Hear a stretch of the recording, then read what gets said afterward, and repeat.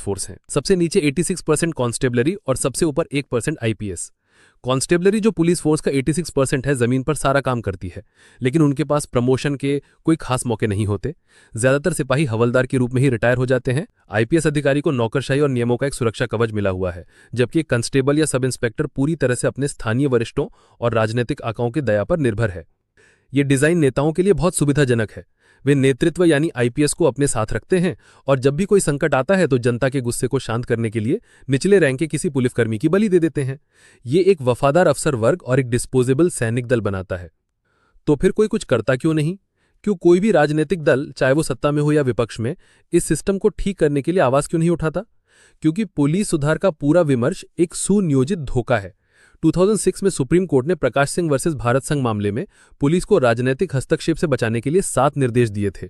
ये निर्देश एक क्रांति ला सकते थे, लेकिन हुआ क्या? देश के सभी राजनीतिक दलों ने मिलकर इन सुधारों को व्यवस्थित रूप से नष्ट कर दिया। 2020 तक एक भी राज्य ने इन निर्देशों का पूरी तरह से पालन नहीं किया था। राज्यों ने कागज पर तो आयोग बना दिए, लेकिन उन्हें इतना शक्तिहीन बना दिया कि वो सरकार के खिलाफ कुछ भी ना कर सकें। उत्तर प्रदेश जैसे राज्यों ने तो स्थायी डीजीपी की नियुक्ति ना करके सीधे सीधे सुप्रीम कोर्ट के आदेश का मजाक उड़ाया है। और घोषणा पत्र, वो तो और भी बड़ा मजाक है। कांग्रेस ने 2017 के यूपी चुनाव में प्रकाश सिंह के निर्देशों को लागू करने का वादा किया। बीजेपी ने 2019 के राष्ट्रीय घोषणा पत्र में पुलिस को नागरिक अनुकूल बनाने और सुधारों का वादा किया। लेकिन जब सत्ता में होते हैं तो यही पार्टियां सुधारों को कमजोर करती हैं। क्यों? क्योंकि असली सुधार का मतलब है पुलिस पर से अपना नियंत्रण छोड़ना, और अपनी इस प्राइवेट आर्मी को कोई भी पार्टी छोड़ना नहीं चाहती। वे मॉडर्नाइजेशन यानी नई बंदूकें, नई गाड़ियां की बात करेंगे, क्योंकि इसमें पैसा भी है और नियंत्रण भी बना रहता है, लेकिन वो स्वायत्ता और जवाबदेही की बात नहीं करेंगे। तो अब हम वापस अपने मूल प्रश्न पर आते हैं कि पुलिसकर्मियों को सजा जल्दी और सुविधाएं देर से क्यों मिलती हैं? क्योंकि त्वरित सजा नियंत्रण का एक उपकरण है और सुविधाओं से वंचित रखना अधीनता का एक उपकरण है। ये दोनों एक ही सिक्के के दो पहलू हैं, जिसे राजनीतिक वर्ग अपने फायदे के लिए इस्तेमाल करता है।